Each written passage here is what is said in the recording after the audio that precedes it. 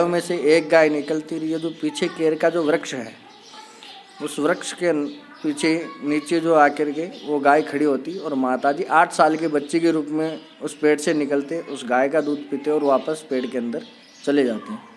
तो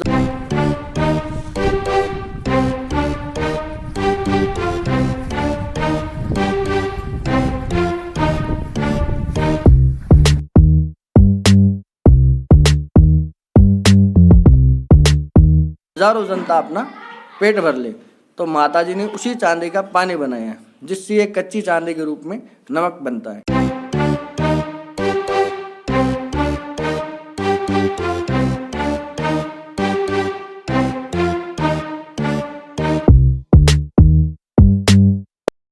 नमस्कार दोस्तों, मैं कुलदीप शेखावत आज आपको दिखाने जा रहा हूँ राजस्थान की डीडवाना लेक। जी हाँ, डीडवाना में स्थित खारे पानी की झील और जहाँ पर बनता है नमक। जी हाँ, नमक जो हम भोजन का स्वाद लेने के लिए बहुत ज़रूरी है।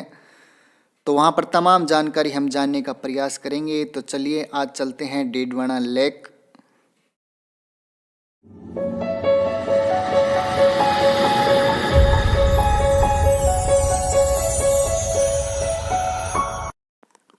तो दोस्तों हम पहुँच चुके हैं डीडवाना लेक और आपको दूर दूर तक ये सफ़ेद जो चादर दिखाई दे रही है, ये कोई बर्फ़ की चादर नहीं है, ये नमक की चादर दोस्तों बिछी हुई है। यहाँ पर ऐसा लग रहा है जैसे कश्मीर बना हुआ है पूरा डीडवाना। और इस तरह के दृश्य हैं वो फिल्मों और गानों के अंदर अक्सर दिखाई देते हैं। हो सकता है यहाँ पर भी कुछ गानों की शूटिंग हुई, पुख्ता जानकारी मेरे पास नहीं है, लेकिन पूरा सफ़ेद, दूर दूर तक सफ़ेद जैसे बर्फ़ की चादर बिछी हुई हो। बहुत दूर तक सफ़ेद ही, पूरा रास्ता सफ़ेद यहाँ पर दिखाई दे रहा है। और ये डीडवाना लेक है। काफ़ी हम आगे तक जाएंगे जहाँ पर नमक बनाए जाते हैं, नमक के ढेर लगे हुए हैं और वहाँ पर पूरी जानकारी लेने का प्रयास हम करेंगे।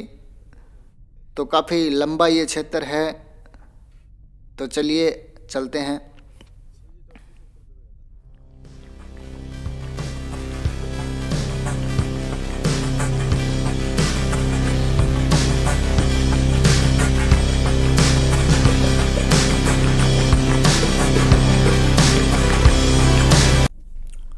ये देखिए दोस्तों, पानी की छोटी छोटी क्यारियाँ हैं और इनके पास में लगे हुए नमक के ढेर।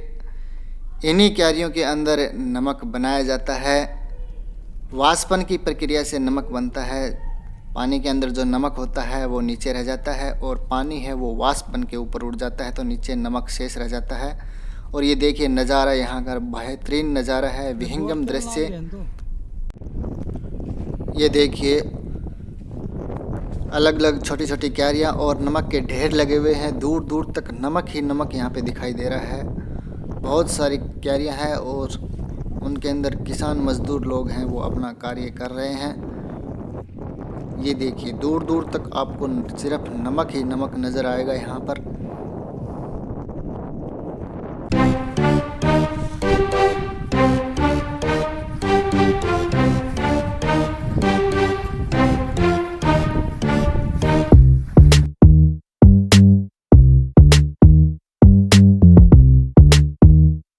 हमारे साथ एक मजदूर किसान आदमी है।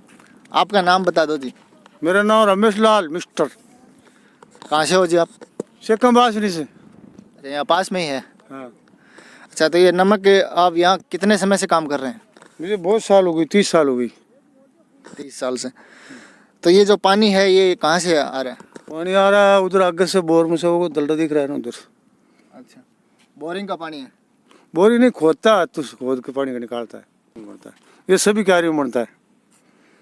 तो इसमें जो ये आप हिला रहे हैं इससे क्या होता है? इसे नमक यूँ ही बनाया लाभाऊँ, वो पानी हल्ली सी ने अपना आप जाडो फोड़ नमक बन जाएगा। आप सर्दियों में भी ऐसे लगे रहते हैं तो आपके पैरों में गलता नहीं है? कुछ नहीं होता है हमारे पैरों में। तो 30 साल हो गया, कोई मरे नहीं अभी तक, टच भी नहीं है। देख लो दोस्तों, नमक पैदा करना बहुत ही कठिन काम है। किसान मजदूर किस तरह सर्दी और गर्मियों में लगे रहते हैं। हर आदमी से नहीं होता, हर आदमी से यह काम नहीं कर सकता, नहीं है, बहुत कड़वा काम है। हाथ खराब हो जाता है, पैर खराब हो जाता है, इसे नहीं ध्यान है तो बहुत मुश्किल हो जाता है, चल नहीं सकता आदमी, ये हालत हो जाती है। ये एक क्यारी के अंदर कितना नमक मतलब बन जाता है इसमें? तो कैरी में तो बन जा 100 कुंटल ही बन जा, 200 बन जा, जो लेट निकाला ने 200 जा, नहीं 100 काट दिया करा। तो इस पानी की वाष्प बन के ऊपर उड़ती है और ये नीचे नमक शेष रह जाता है। वाष्पोत्सर्जन की क्रिया से ये नमक बनता है। और ये जो आप हिलाते हैं ये आप एक बार मैं अलग दिखाता हूँ आपको, ठीक है। ये इसका मोह नहीं लगता है, ये इस तरीके से हिलाते रहते हैं इसको। ये हल्का, हाँ, ये हल्का जिससे ये नमक बढ़ता रहता है। अब तेज हवा चलेगी तो एक ही दिन में 100 कुंटल नमक पड़ेगा। हाँ, ये हिलाते रहते हैं और ऐसे नमक बनता है, वरना नहीं तो नीचे जम जाएगा। ये नहीं हिलाएंगे तो नीचे जम जाएगा, नहीं निकलेगा तो नहीं निकलेगा, निकलेगा नहीं, वापस वाट हो जाएगा एकदम, पत्थर बन जाएगा ये। पत्थर बन जाता है। तो ये इस तरीके से ये मेहनत करते रहते हैं। हाँ, और इधर देखो आप ढेरे लगे हुए हैं, कैमरामैन दिखाएं नमक के। तक आदमी काम करता है, उधर से लगा के उधर तक, पहले तक। नहीं, यहाँ पे मजदूरी मिलती है। हमको तो कुछ नहीं मिलता है, 7,000 रुपये देता है। मंथली 6-7 हज़ार रुपये। आप लेकिन हम लोग शाम तक काम करता है तो दूसरा काम करता है, ये मोर का दूसरा काम करेंगे, दूसरा क्या? वो दूसरा का मोर ना करना, ऐसा काम कर देते हैं। अच्छा, उसका अलग पैसा मिलता है? उसका अलग होता है पैसा। ऐसे करके हमारा 10,000 रुपया गुजारा हो जाता है। 10,000 रुपये महीने के पड़ जाते हैं आपने। हाँ, गुजारा कर लेते हैं, हम क्या करें, मजदूर आदमी है हम, और दूसरा काम मालूम नहीं है कुछ, ये नमक स्वाद दूसरा काम नहीं जानता है। तो ये किसका है? ये ज़मीन किसकी है? जमीन गवर्नमेंट की है। गवर्नमेंट की है? पहले तो ये जमीन थी गवर्नमेंट की, फिर ये क्यारा दिया गया अंत्योदय योजना में, जो गरीब लोग थे ना उन लोगों को अलाउ किया गया है कि यार, तो गरीब लोग से तो इधर चलता नहीं, कोई किधर ही करता है, कोई किधर ही करता है। पानी कोई गरीब लोग खोद खोद के खड्डा और पानी निकालता है, वो लोग करता है। इतना संभाल नहीं सकते गरीब। इतना वो किधर से संभालेगा, ये पानी उधर से पाइपलाइन कितनी लगती है, एक आदमी नहीं सकता है, बहुत कठिन काम है ये, क्या बात है। तो बरसात में भी यहाँ पे काम करते हो? बरसात में नहीं होता है, बरसात में नहीं होता। बरसात में तो ये काला हो जाता है ज़्यादा बीज के। और ये गर्मियों में फिर ज़्यादा बनता होगा नमक? गर्मी में बहुत ज़्यादा बना है, सर्दियों में? गर्मी में जल्दी बना है वो, गर्मी में 2 दिन 7 दिन ऊपर से निकल जाओ, क्योंकि पानी जल्दी सूख जाता है। हाँ पानी जल्दी सूखता है, इसलिए जल्दी बनता है गर्मी में।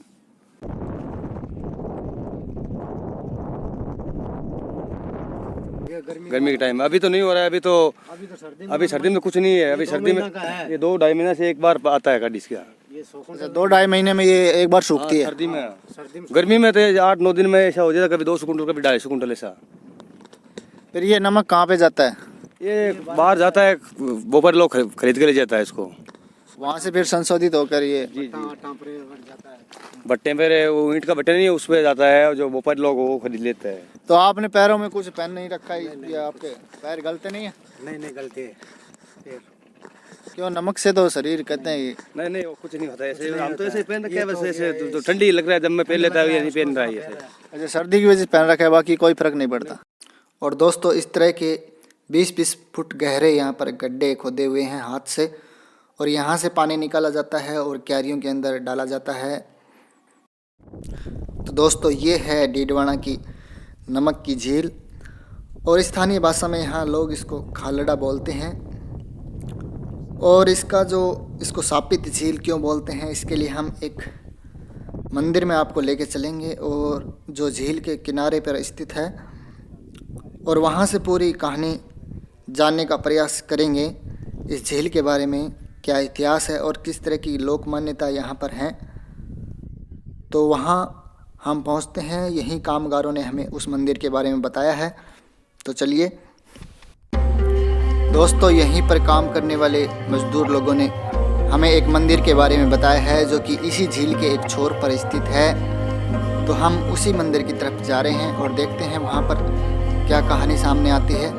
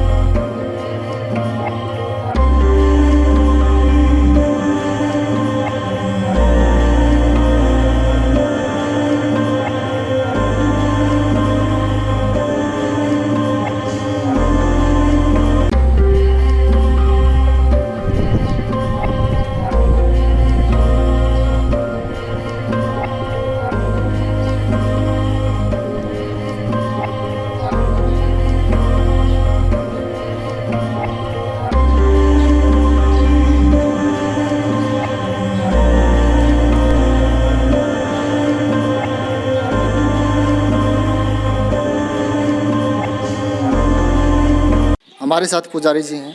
सबसे पहले परिचय जी। राम राम जी। राम राम जी, राम राम। जय माता की। आप सभी का स्वागत है। मैं पंडित चंद्र प्रकाश, सेवक पुजारी श्री पाढ़ाई माता मंदिर, नमक झील, डीडवाना। तो ये जो मंदिर है माता जी का, ये कितना पुराना है? ये मंदिर आपके जैसे आर्कियोलॉजी डिपार्टमेंट के अनुसार तो 1300 साल हो गए, और हमारी कथा के अनुसार 1173 साल पुराना ये मंदिर है। लगभग 1200-1300 साल हो गए। तो इसमें ये किसने निर्माण करवाया था मंदिर का? मंदिर निर्माण भैरवलाल सारडा, आमतौर पे लोग उसको भैंसा सेठ के नाम से जानते थे। वो डीडवाना नगर सेठ थे उस समय, तो उनके द्वारा ये मंदिर का निर्माण करवाया गया है। क्या कहानी रही मंदिर की?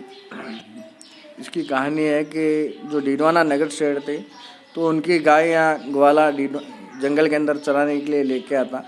उन गायों में से एक गाय निकलती रही है, जो पीछे केर का जो वृक्ष है, उस वृक्ष के पीछे नीचे जो आकर के वो गाय खड़ी होती, और माताजी 8 साल के बच्चे के रूप में उस पेड़ से निकलते, उस गाय का दूध पीते और वापस पेड़ के अंदर चले जाते हैं। तो जब सेठ को पता चला कि भाई अपनी एक गाय के दूध नहीं हो रहा है, तो सेठ ने अपने उस ग्वाले से पूछा कि भाई तू मेरी इस गाय का दूध क्यों निकालता है?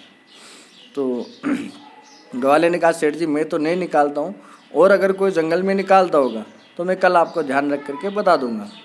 तो दूसरे दिन ग्वाले ने उस गाय का ध्यान रखा कि भाई गाय कहाँ जा रही है और कौन इसका दूध निकालेगा। जैसे ही वो शाम के 4 बजते हैं, 4 बजते वो गाय दूसरे गायों को छोड़ती है और पेड़ के नीचे आकर के खड़ी हो जाती है। माताजी निकलते हैं, दूध पीते, 8 साल के बच्चे के रूप में निकलते हैं, दूध पीते और वापस पेड़ के अंदर चले जाते हैं। तो जैसा ग्वाला देखता है, जैसा ग्वाले ने देखा, वैसा जाके शाम को सेठ जी को बताते, सेठ जी इस प्रकार से एक लड़की पेड़ के अंदर से निकली, आपकी गाय का दूध पिया और वापस पेड़ के अंदर ही चली गई। तो सेठ को विश्वास नहीं हुआ कि ऐसे मरजान जंगल के अंदर कहाँ से तो लड़की आएगी, और कैसे वो पेड़ के अंदर से निकलेगी, और कैसे वो पेड़ के अंदर वापस जाएगी। तो ये सारी बदमाशी तेरी है, तू दूध निकलता है, किसी ना किसी को दे देता, और ये मेरे को मनगढ़ंत कहानी सुना रहा है। तो वो घटना 10-15 दिन 20 दिन और चली। तो सेठ परेशान हो गया कि आखिर बात क्या है, चलो अपन स्वयं देखते हैं। तो सेठ अपना घोड़ा लेकर के आया और ग्वाले के पास में आकर के बैठ गया। जैसे वो टाइम हुआ, जैसे वो समय हुआ कि शाम के 4 बजे, 4 बजते वो गाय दूसरी गायों को छोड़ती और इस पेड़ के नीचे आकर के खड़ी हो गई। माताजी वही बच्ची के रूप में निकले, दूध पिया और वापस जाने लगे। तब सेठ ने पीछे से आवाज़ आई, भाई आप हो कौन? अगर आपकी कोई गति मुक्ति नहीं हुई है तो मुझे बताओ, मैं आपकी मुक्ति गति करवा दूंगा। तो माताजी ने कहा, मैं आदि शक्ति हूँ और मैंने ही तेरी गाय का दूध पिया, तू मांग, तुझे क्या चाहिए? तो उस समय जैसे सोने और चांदी का चलन था, तो सेठ के मुंह से निकला, वाह मुझे तो चांदी दे दो। क्यों, जा तेरी गाय और घोड़ा लेकर के यहाँ से रवाना हो जा, वापस पीछे मुड़ के मत देखना। तो सेठ ने अपनी गाय आगे कर ली और पीछे घोड़ा दौड़ाता गया। जैसे ये केर का पेड़ फटा और प्रतिमा उसके अंदर से निकलने लगी, तो उसके कारण भयंकर गर्जनाएं उत्पन्न हुई। तो भयंकर गर्जना के कारण सेठ जी घबराने लगे और उन्होंने पीछे मुड़ के देखा, तो जो जहाँ वो गाय और घोड़े के पैर लगे थे, वहाँ की जो ज़मीन है वो सारी चांदी की खान के अंदर बदल चुकी थी। तो उस चांदी को देख करके सेठ और ज़्यादा घबराया और उसके मन में विचार है कि ये सारी जो माया है, ये जो चांदी बन रही है, उसी बच्ची के कारण बन रही है, तो क्यों नहीं अपन वापस उसी बच्ची के पास में चले। तो सेठ ने अपना वापस घोड़ा घुमाया और यहाँ पेड़ के पास में पहुँचता देखता वो बच्ची तो नहीं है। बच्ची की जगह जो साइड में जो प्रतिमा है मंदिर के अंदर, आप देखोगे तो बाईं तरफ जो प्रतिमा है, बाईं तरफ की जो प्रतिमा है वो उसके अंदर से निकली हुई थी। जब प्रतिमा के ऊपर सेठ ने ध्यान से देखा, सेठ जब ध्यान से उस प्रतिमा को देखता है, वो देखता है जो बाएं पैर है माता जी का, लेफ्ट पैर है जो घुटने के ऊपर तक का ही है, घुटना और घुटने के नीचे का पैर नहीं था। तो सेठ ने अपनी गलती का एहसास भी किया कि अपने पीछे मुड़ने के कारण, क्योंकि बच्ची ने उसको मना किया था कि तू पीछे मुड़ के मत देखना, और अपन ने पीछे मुड़ के देखा है, तो अपनी गलती के कारण ये प्रतिमा का एक पैर है जो अधूरा रह गया। तो माता जी ने और बस फिर ये चांदी इतनी हो गई कि अपन इसको घर भी नहीं ले जा सकते, तो चांदी लेने में भी असमर्थ हो गया। तब सेठ ने वापस माता जी से क्षमा मांगी कि हे माँ, मुझे इतनी चांदी कौन खाने देगा, यहाँ तो राजा का राज होगा और दुनिया लड़के मर जाएगी, तो मुझे तो कोई ऐसी चीज़ दो कि मैं भी कमा के खाऊं और हज़ारों जनता अपना पेट भर ले। तो माताजी ने उसी चांदी का पानी बनाया, जिससे एक कच्ची चांदी के रूप में नमक बनता है। ये एरिया जो जिस एरिया में, अच्छा, डीडवाना झील का ये नमक जो बनता है, हाँ, ये मंदिर से जुड़ी हुई कहानी है। ये माताजी के जैसे हमारी कथा के अनुसार माता जी के वरदान से ही ये चांदी की खान बनी और चांदी को ही माता जी ने वापस पानी के रूप में उसको गला दिया और पानी का ही नमक बनता है यहाँ। देखिए आप जैसे कुछ भी इसमें डाल दो, किसी का वस्तु का नमक नहीं बनेगा, ओनली सिर्फ जो ज़मीन का पानी आएगा उसी पानी का ही नमक बनेगा यहाँ पे। तो माता जी ने उस चांदी का पानी बनाया। पानी बनाने के बाद में वो सभी व्यापार शुरू हो गए। विक्रम संवत 902 के अंदर, हमारी कथा के अनुसार जैसे विक्रम संवत 902 के अंदर भैंसा सेठ ने ये गर्भगृह बनवा करके माता जी की चैत्र शुद्धि 14 को माता जी के गर्भगृह के अंदर स्थापना करवाई गई थी। आज भी जैसे चैत्र शुद्धि 14 को इनका बड़ा उत्सव मनाया जाता है, जन्म उत्सव के रूप में उसको मनाया जाता है। अच्छा, कोई मेला लगता है यहाँ पे? हाँ, चैत्र शुद्धि 14 को ही इनका बड़ा मेला लगता है, जो ऐसे बहुत बड़ी धोख के रूप में मानी जाती है, क्योंकि ये अलग अलग गोत्रों के अंदर कुलदेवी के रूप में मानी जाती है। तो इनका जैसे घट स्थापना जो माता जी के आमतौर पे अपन देखते हैं माता जी के मंदिर में या देवी मंदिरों के अंदर जो है घट स्थापना वो 9 दिन की मानी जाती है, पर यहाँ की जो घट स्थापना है वो 14 दिन की मानी जाती है, क्योंकि चतुर्दशी के दिन 14 के दिन ही इनकी घट वो विसर्जन होता है। घट विसर्जन होने के बाद में इनका संपूर्ण श्रृंगार होता है। संपूर्ण श्रृंगार होने के बाद में शाम के टाइम में उनका मेले का स्वरूप वो बन जाता है पूरा, और बड़ी धोख के रूप में आसपास का जो एरिया है, जो कुलदेवी है जिनके, वो सभी लोग धोख लगाने के लिए माता जी को यहाँ आ जाते हैं। तो ये मंदिर की रहस्यमय कहानी है। और यहाँ पे हम देख रहे हैं कि कुछ मूर्तियाँ हैं वो खंडित रूप में हैं, चारों तरफ भी हैं और आगे भी आप दिखाएं। जरूर, आप देखो, ये आप देख सकते हो। तो सामने जो प्रतिमाएं हैं, तो ये फर्स्ट जो प्रतिमा है, ये फर्स्ट प्रतिमा के जैसे पैर तोड़े गए हैं, ये सब मुगल काल के अंदर जैसे हुआ है। अच्छा, ये मुगल काल के अंदर खंडित की गई है? ये सभी मुगल काल के अंदर ही खंडित है। और इस मूर्ति के वजह से ये जो गर्भगृह बना हुआ है, जो शिखर बना हुआ है, इसका सबसे मेन चीज़ है वो जो मुख्य द्वार है मंदिर का, उसके ऊपर भगवान विष्णु स्वयं निद्रा आसन के अंदर क्षीर सागर के अंदर विश्राम करते हुए, इनका सबसे महत्वपूर्ण यही है। और इनके जो दक्षिण भाग है उसके अंदर नृत्य करती हुई बड़ी गणेश प्रतिमा है, और जो पश्चिम भाग है शिखर का, उसके अंदर नटराज स्वयं स्थापित है। और जो ये उत्तर भाग आएगा माता जी का, जैसे आप परिक्रमा मार्ग में चलोगे आगे, तो जो उत्तर का जो भाग आएगा उसमें स्वयं महिषासुर मर्दनी, इनका जो स्वरूप, जो पाढ़ाई जो शब्द है, पाढ़ाई माता, पाढ़ाई शब्द ये मारवाड़ी वर्ड है, इनका ओरिजिनल है महिषासुर मर्दनी। महिष मतलब होता है भैंसा, महिषासुर मर्दनी ये संस्कृत वर्ड है। महिष मतलब भैंसा, तो भैंसे को अपन मारवाड़ी के अंदर पाड़ा बोला जाता है, तो इसके लिए मतलब शॉर्ट नेम है पाढ़ाई माता। लोकल भाषा के अंदर ये पाढ़ाई माता नाम दिया गया है।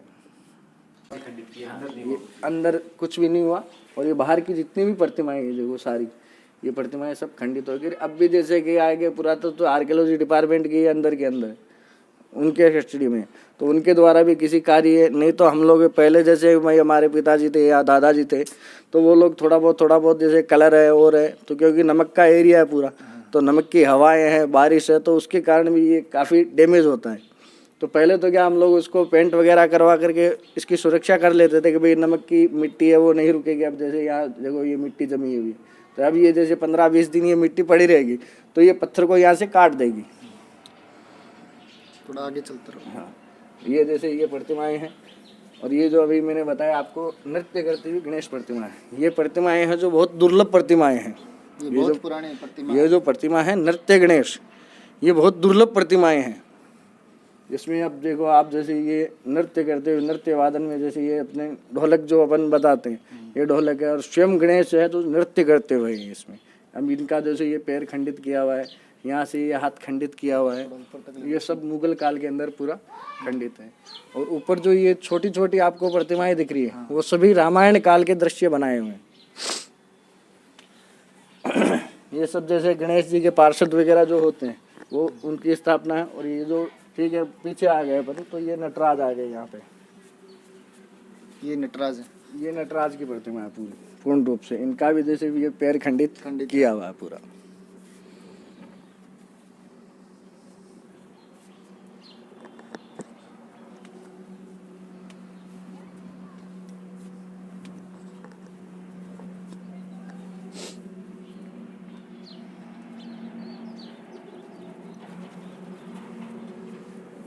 उसमें भी जैसे क्या है कि जो नीचे की साइड है, ये जैसे ये प्रतिमाएं हो गई, ये तो सब खंडित है ऊपर ऊपर की। तो अब ये जैसे ये जो नीचे का है हिस्सा, ये जैसे इनके चारों तरफ बना हुआ था, मतलब 3 साइड में ये हिस्सा बना हुआ था। अब जैसे ये नीचे का जो हिस्सा है, पर ये पुरातत्व तो जैसे पीछे का जो अभी वो टूट के गिरा है, मेरी आंखों के सामने वो टूट के गिरा है। उनके अंधे के कारण ही ये चीज़ें अब और ज़्यादा शत विकसित हो रही अब है। ये पुरातत्व भाग के अंदर आ गया हाँ, और वो देखभाल नहीं कर रहे इसकी। देखभाल नहीं हो पा रही उनकी। काफ़ी दफ़ा उनको सूचना भी की गई कि भाई इस प्रकार से ये काफ़ी प्रतिमाएं जो टूट रही है, फिर भी मतलब किसी भी प्रकार की कोई देखभाल नहीं हो पा रही है। दोस्तों ये है वो केर का पेड़ जिससे गाय और माता जी की जो लोक प्रचलित कथा जुड़ी हुई है।